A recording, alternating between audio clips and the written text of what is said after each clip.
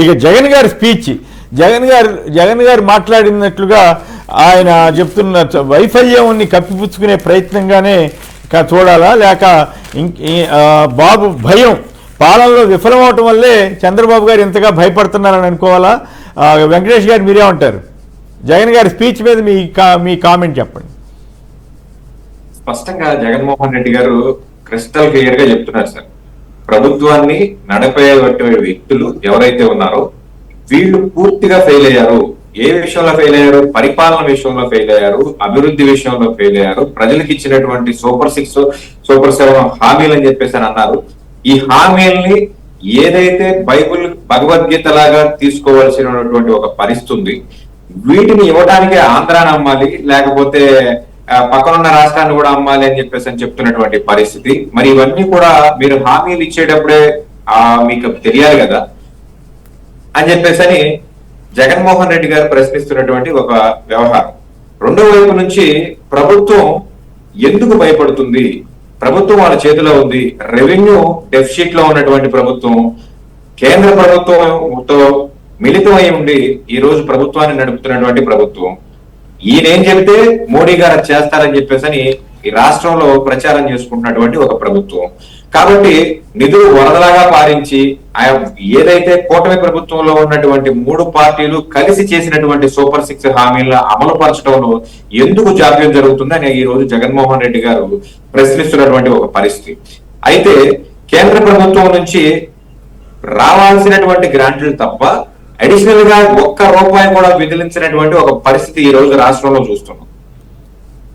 రెండోది, ఏదైతే పోలవరం నిధులు కానివ్వండి, అమరావతి నిధులు కానివ్వండి, ఈ వీళ్ళు ఇష్టం వచ్చినట్టు కూటమి ప్రభుత్వం ఇష్టం వచ్చినట్లు వాడుకోకుండా కాస్త జాగ్రత్తగా కేంద్రం వ్యవహరిస్తుంది అనేటువంటి ఒక వార్త కూడా మనందరం చూస్తున్నాం.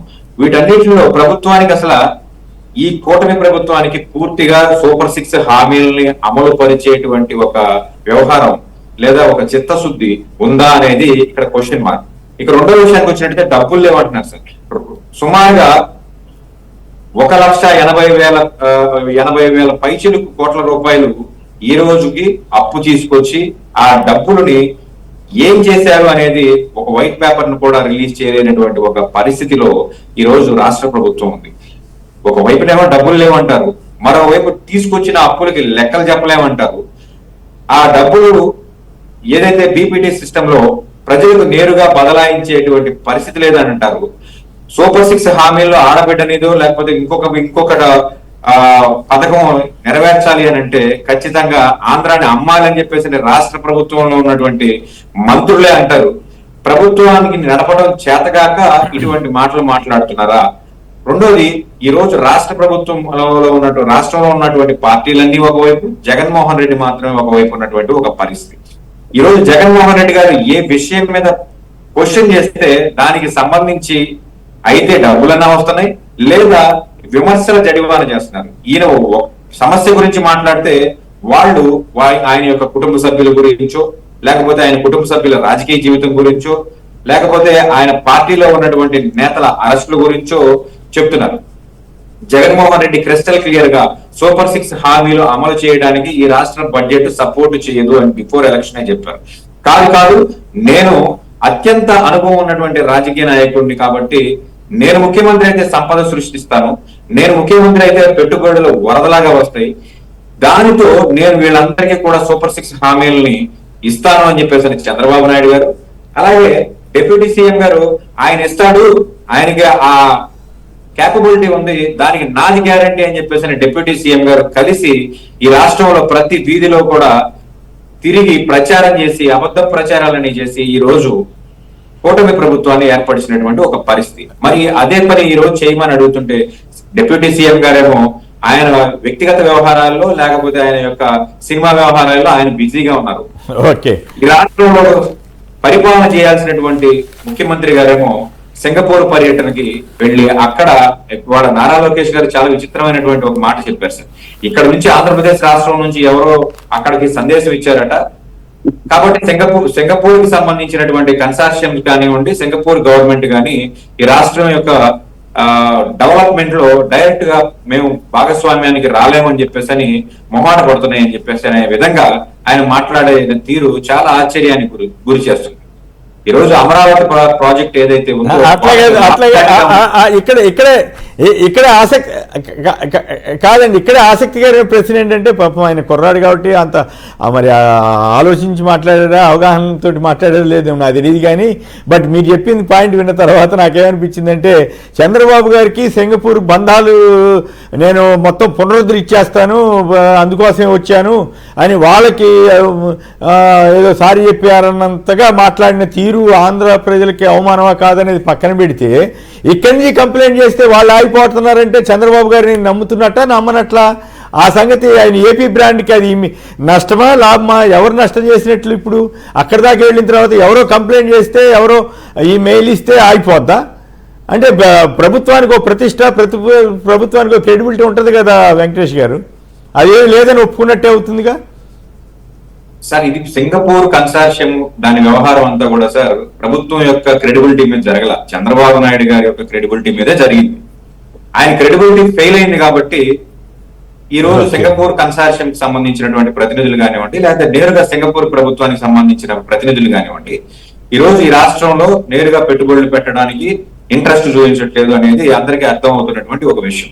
ఎందుకంటే ఈ 1690 ఎకరాలలో డెవలప్మెంట్ అనేది ముఖ్యమంత్రి గారు చెప్తున్నట్టు 3 సంవత్సరాల్లోనో లేదా 3.5 సంవత్సరాల్లోనో కంప్లీట్ చేసుకుని సింగపూర్ వాడి చేతులు దులుపుకునేటువంటి ఒక పరిస్థితి కాదు సార్. ఇది సుమారుగా ఒక 20 నుంచి 25 సంవత్సరాల వరకు కూడా జరగాల్సినటువంటి ఒక నిరంతరమైనటువంటి ఒక ప్రక్రియ.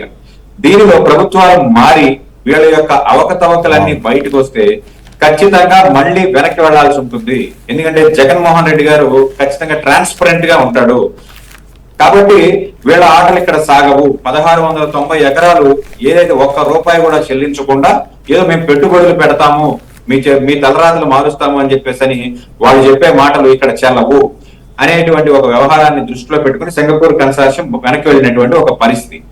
రెండోది, నాయకుడికి విలువ నిబద్ధత ఉంటే ఖచ్చితంగా బయట నుంచి పెట్టుబడులు రావడం కానీ ఆయన మాట చెల్లుబాటు అవడం కానీ జరుగుతుంది. అంతేగాని ఇక్కడ నుంచి ఎవరో ఫోన్ చేస్తేనో ఈమెయిల్ చేస్తేనో పెట్టుబడులు పెట్టే వ్యాపారస్తులు ఎప్పుడు కూడా ఆగిపోతారు. వాళ్ళకి లాభసాటిగా కనిపించడం లేదు కాబట్టి అమరావతి కన్సార్షియం ముందుకు తీసుకెళ్లే విధంగా ఈ రోజు పరిస్థితి లేదు అని చెప్పేసి మా అందరికి అర్థం అవుతున్నటువంటి ఒక విషయం. కాకపోతే ప్రభుత్వంలో ఉన్నటువంటి నారా లోకేష్ గారు ఈ విషయాన్ని బహిర్గతపరచడం అనేది ఈ రోజు కూటమి ప్రభుత్వం యొక్క వైఫల్యాన్ని, అమరావతి సింగపూర్ ప్రభుత్వం ఎందుకు రావట్లేదయ్యా అని అంటే ఎవరో ఒక ఈమెయిల్ చేశారు కాబట్టి ఎవరో లేదా చెవిలో చెప్పారు కాబట్టి రావట్లేదు అని చెప్పేసి అని అంటున్నారు. కానీ ఇక్కడ అమరావతిలో వాళ్ళ యొక్క ప్రాజెక్ట్ ఏదైతే ఉందో వాళ్ళకు వైబుల్ గా లేదు కాబట్టి రావట్లేదు.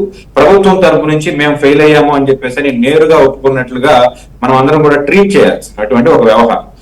జగన్మోహన్ రెడ్డి గారు పదే ఈ రాష్ట్రంలో సూపర్ 6 హామీల గురించి ఏవైతే వాళ్ళు చెప్పిన హామీలని అమలు పరచమని, తద్వారా ప్రజలకు ఏదైతే మనం సేవ చేయాలని చెప్పి రాజకీయాల్లోకి వచ్చామో లేకపోతే ప్రభుత్వాన్ని ఏర్పరచుకున్నామో ఈ విషయాన్ని గట్టిగా కాలర్ పట్టుకుని అడుగుతున్నటువంటి పరిస్థితి, నేరుగా రోడ్డు మీదకి వచ్చి ఆయన ప్రశ్నిస్తున్నటువంటి వ్యవహారం. వాస్తవానికి కూటమి ప్రభుత్వం సంబంధించిన వాళ్ళందరూ ఏమనుకున్నారంటే 11 సీట్లు వచ్చినాయి కాబట్టి జగన్మోహన్ రెడ్డి గారు ప్రభుత్వాన్ని విమర్శించడానికి కాస్త ఆలోచిస్తాడు, జనాల్లోకి రావడానికి ఆలోచిస్తాడు, లేకపోతే వాళ్ళ యొక్క పత్రికల్లో కానివ్వండి మీడియాలో కానీ ప్రచారం చేసినట్లు అసలు జగన్మోహన్ రెడ్డి ఈ రాష్ట్రంలో ఉన్నాడు అని చెప్పేసి ఏదైతే కొన్ని అబద్ధాలని వార్చారు కదా, దానికి విరుద్ధంగా ఈ జనాల్లోకి వచ్చి ఈయన నడి రోడ్డు మీద నిలబడి ప్రశ్నిస్తున్నటువంటి ఒక వ్యవహారం. ఈ వ్యవహారాన్ని ఎలాగా తిప్పికొట్టాలో తెలియక సార్ నిన్నైతే నెల్లూరు పర్యటన అయ్యిందో లేదో, నెల్లూరుకు సంబంధించిన కోటమరెడ్డి గారు కానివ్వండి, లేకపోతే విజయవాడకు సంబంధించిన బుద్ధా వెంకన్న గారు కానివ్వండి, సాక్షాత్తు సీఎం మన ఏపీ హోమ్ మినిస్టర్ గారు కానివ్వండి, ఇలా రకరకాల వ్యక్తులు సార్, సోమిరెడ్డి గారు కానివ్వండి, ఇంకా వీళ్ళు వచ్చారు వీళ్ళు రాలేదని. ఓకే అంటే సహజంగానే అట్లా కాదు ఇక్కడ కాదు కాదు కాదు వెంకటేష్ గారు ఎవరైనా సరే సహజంగా రాజకీయాల్లో విమర్శలు ప్రతి విమర్శలు జరుగుతాయి కాబట్టి వాళ్ళు ప్రెస్ కాన్ఫరెన్స్ పెట్టిన తప్పు పట్టక్కర్లేదు కానీ బట్ వాళ్ళు మాట్లాడుతున్న తీరు, జగన్ గారి మీద వ్యక్తిగత దాడి చేస్తున్న వైనం, వాళ్ళు ఆయన అడిగినాటి సమాధానం చెప్పకుండా నడుపుతున్నటువంటి కథ, ఇవన్నీ కూడా వాళ్ళకి అప్రదిష్ట తప్ప ఇంకోటి కాదని అనుకోవాలి. వాళ్ళకి ఇప్పుడు కోటమిరెడ్డి గారికి ఇప్పుడు అనిత గారు అక్కడ ఉన్నారో లేదో తెలియకపోవచ్చు, ఆవిడ చూడకపోవచ్చు, లేదు పోలీసు వాళ్ళు లేదని చెప్పింది నమ్మొచ్చు. కానీ శ్రీధర్ రెడ్డి, సోమిరెడ్డి గారు వాళ్ళు అక్కడే ఉన్నారు కదా, గోతులు తవ్వినా కంచెలు వేసిన జనం మరి ఎందుకు వచ్చారు, ఎట్లా వచ్చారు అనేది వాళ్ళకి స్వయంగా కనపడుతుంది కదా. కాబట్టి విమర్శలు ప్రతి విమర్శలు ఉంటే అవి అర్థవంతంగా ఉంటే సరిపోతుంది. లేదు సార్, ఇక్కడ ప్రభుత్వంలో ఉన్న వాళ్ళు ఎవరు మీటింగ్ పెట్టి అడ్రస్ చేయడమే మనం ఇప్పటి వరకు చూసినటువంటి కల్చర్ సార్. ప్రతిపక్ష నాయకుడు వెళ్తే అధికార పక్షంలో ఉన్న వాళ్ళు ఇండివిజువల్ కెపాసిటీలో ప్రెస్ మీట్లు పెట్టడాన్ని మాత్రమే మనం ఖండించాలి. వెంకటేష్ గారు నేను చాలా కాలంగా నేను చాలా కాలంగా జర్నలిజంలో ఉన్నాను కదా, అట్లా ఉండదు. సహజంగానే ఒక ప్రధాన నాయకుడు వెళ్ళినప్పుడు ఆపోజిట్ పార్టీ వాళ్ళు చాలా మంది మాట్లాడటం ఇవన్నీ జరుగుతూనే ఉంటాయి. కాకపోతే అర్థవంతంగా మాట్లాడారా లేదా అన్నదానికే మనం పరిమితం అయితే సరిపోతుంది.